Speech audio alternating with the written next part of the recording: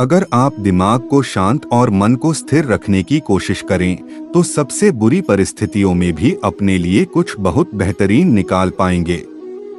यही सिखाते हैं कृष्ण। कभी अगर आपको जीवन की स्थितियों पर रोना आए तो एक बार श्री कृष्ण की जीवनी पर नजर जरूर डाल लें। रोना बंद कर देंगे आप। श्री कृष्ण ने एक जेल में जन्म लिया था और जन्म लेने के तुरंत बाद ही उन्हें रात में ही उफनती यमुना पार कर गोकुल ले जाया गया। तीसरे दिन ही राक्षसनी पूतना उन्हें मारने आ पहुंची और यहाँ से जो संघर्ष का सिलसिला शुरू हुआ वह देह त्यागने तक बना रहा। भगवान श्री कृष्ण का जीवन कहता है, आप कोई भी हो, संसार में आए हैं तो जब तक जीवन है आपको संघर्ष करना ही होगा। वे चाहे श्री कृष्ण हो या पुरुषोत्तम श्री राम, मानव अवतार लेकर परमात्मा भी सांसारिक चुनौतियों से बच नहीं पाए। लेकिन श्री कृष्ण ने कभी किसी बात की शिकायत नहीं की। हर परिस्थिति को जिया और जीता। श्री कृष्ण कहते हैं, परिस्थितियों से भागो मत, उसके सामने डटकर खड़े हो जाओ, क्योंकि कर्म करना ही मानव जीवन का पहला कर्तव्य है। हम कर्मों से ही मुश्किलों को जीत सकते हैं।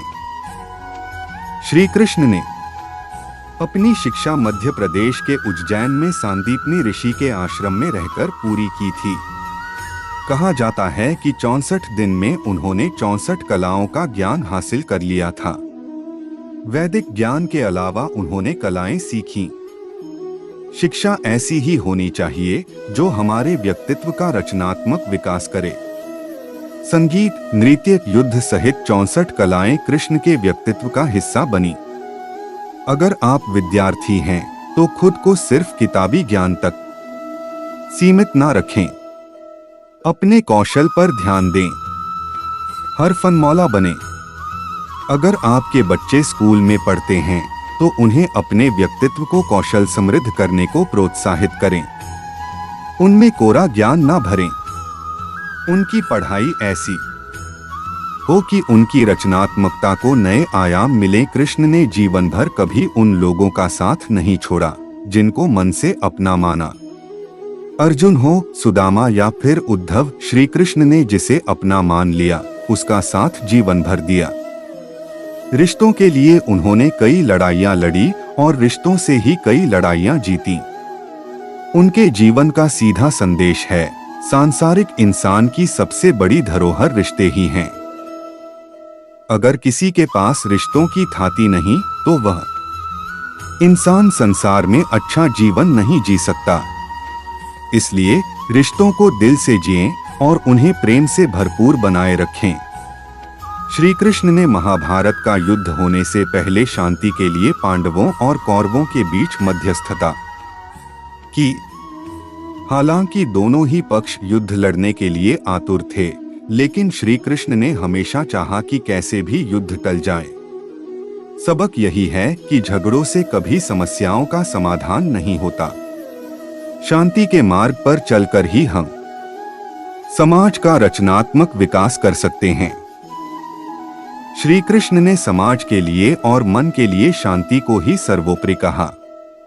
उन्होंने समझाया कि कोई भी परेशानी तब तक मिट नहीं सकती जब तक शांति ना हो। शांति से ही सुख मिल सकता है। वह चाहे वैयक्तिक हो या समाज की, शांति से ही उन्नति संभव है। महाभारत की कहानी में जुए की घटना के बाद पांडवों को वनवास हो गया।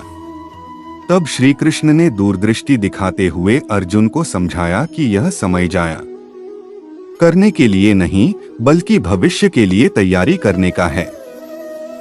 उन्होंने सबको महादेव शिव, देवराज इंद्र और देवी दुर्गा की तपस्या करने के लिए कहा। श्री कृष्ण जानते थे कि दुर्योधन को कितना भी समझाया जाए वह पांडवों को कभी उनका राज्य नहीं लौटाएगा। तब अपना हक पाने के लिए शक्ति और सामर्थ्य की जरूरत होगी। कर्ण के कुंडल कवच पांडवों की जीत में आड़े आएंगे, यह भी वे जानते थे। उन्होंने हर चीज पर बहुत दूरगामी सोच रखी। कोई भी फैसला तात्कालिक आवेश में नहीं लिया। हर चीज के लिए आने वाली पीढ़ियों तक का सोचा। यही सोच राष्ट्र और समाज का निर्माण करती है। श्री कृष्ण को क्रोध दिलाने वाली, उन्हें अशांत करने वाली घटनाएं बार बार हुई। शिशुपाल पांडवों के राजसूय यज्ञ में कृष्ण को अपशब्द पर अपशब्द कहता रहा।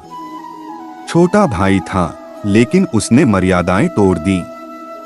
पूरी सभा चकित थी, कुछ क्रोधित भी थे, लेकिन श्री कृष्ण शांत रहे, मुस्कुराते रहे। शांति दूत बनकर गए तो दुर्योधन ने खूब अपमान किया। कृष्ण शांत रहे। अगर हमारा दिमाग स्थिर है, मन शांत है, तभी हम सही फैसले ले पाते हैं। आवेश में हमेशा हादसे ही होते हैं। विपरीत परिस्थितियों में भी कभी विचलित नहीं होने का गुण कृष्ण से बेहतर और कौन सिखा सकता है।